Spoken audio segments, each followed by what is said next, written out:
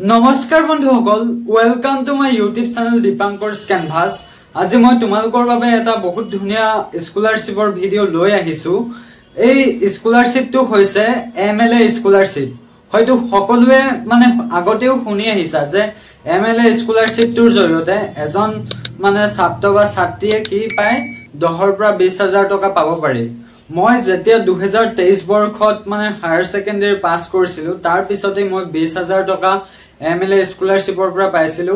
মোৰ ঘৰ হৈছে তোমাৰ কাকপথাৰত আৰু মোৰ মানে সমষ্টি পৰে মাৰ্ঘেৰিটা সমষ্টি আৰু মানে তোমাৰ ভাস্কৰ শৰ্মাৰ আমাৰ বিধায়ক আছিল আৰু তেওঁৰ তত্ত্বাৱধানতে মই মানে 20,000 টকা পাবলৈ সক্ষম হৈছিলো।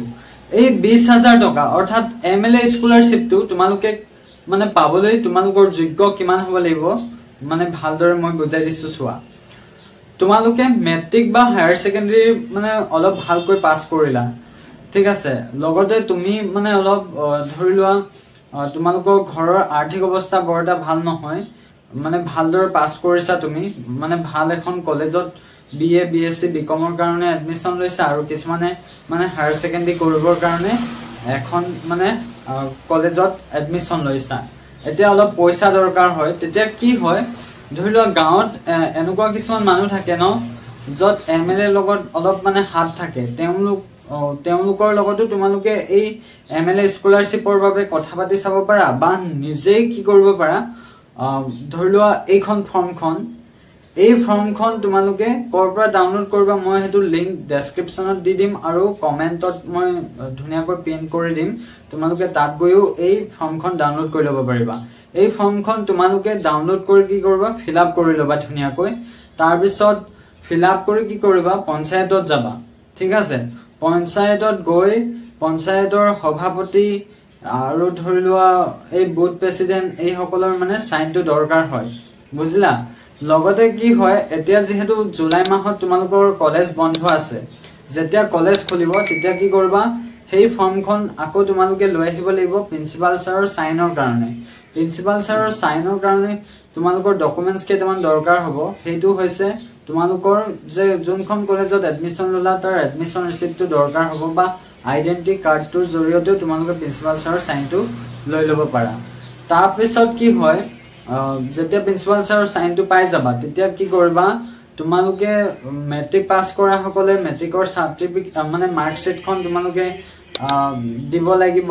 তাৰপিছত হায়াৰ সেকেন্ডাৰী পাস কৰা সকলে কি কৰিব লাগিব, হায়াৰ সেকেন্ডাৰীত যোনখন মাৰ্কশিট মানে তোমালোকে পাইছিলা সেই মাৰ্কশিটখন দিব লাগিব। লগতে দিব লাগিব কোনখন কলেজত পঢ়ি আছা তাৰ এডমিশন ৰিসিপ্টটো বা আইডেন্টিটি কাৰ্ডটো দিবা। আকৌ পান কাৰ্ডখন বিচাৰিব, এনে ধৰণে মানে কেইটামান ডকুমেন্টস বিচাৰিব। ধৰি লোৱা তোমালোকে পঞ্চায়তত গলেও সেই কি ডকুমেন্টস লাগে এইকেইটা মানে তোমালোকক ধুনীয়াকৈ কৈ দিব।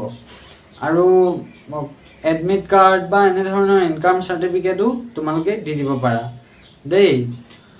তাৰ পাছত এই MLA স্কলাৰশ্বিপটো কিমান ষ্টুডেন্টক দিয়া হয়, প্ৰত্যেক বছৰে 50 লাখ মানে লোকক MLA ধৰি লোৱা বিধায়কৰ জৰিয়তে কি হয় এই স্কলাৰশ্বিপ প্ৰদান কৰা হয়। এই স্কলাৰশ্বিপটো কেৱল ছাত্ৰ ছাত্ৰী সকলকে মানে প্ৰদান কৰা নহয়। ধৰি লোৱা কিছুমানে বেমাৰ হল, ট্ৰিটমেন্টৰ কাৰণে কি হয় পইচা মানে দৰকাৰ হৈছে, তেতিয়াও ফৰ্ম ফিল আপ কিছুমান কৰি মেলি এপ্লিকেশন দি মেলি বিধায়কৰ পৰা মানে পইচা আনিবগে পাৰে।